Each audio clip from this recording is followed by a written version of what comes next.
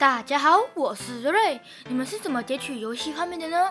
今天呢，我来介绍一款超级好用的萤幕截取工具 ——Lolio Game Recorder。它不只完全免费，一边录影一边玩游戏，几乎不会影响到效能，还可以同时录制麦克风和游戏的声音。我们就废话不多说，赶快开始吧！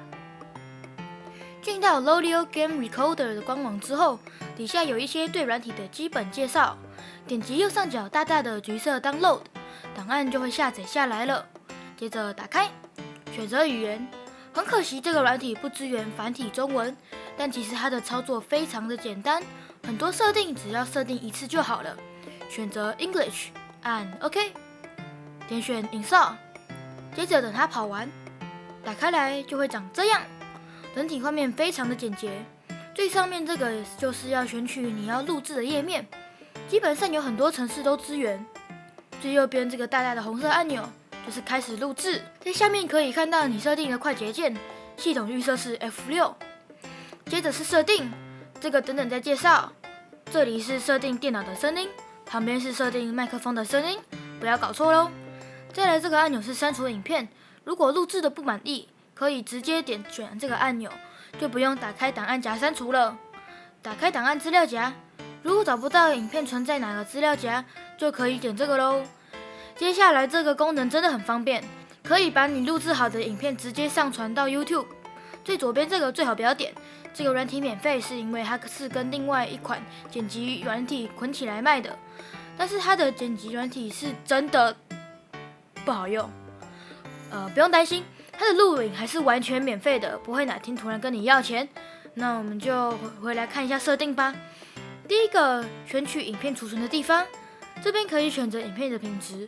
如果要录到 YouTube， 推荐使用1920×1080 60fps。接着设定快捷键，看个人喜好，基本上就设定好了。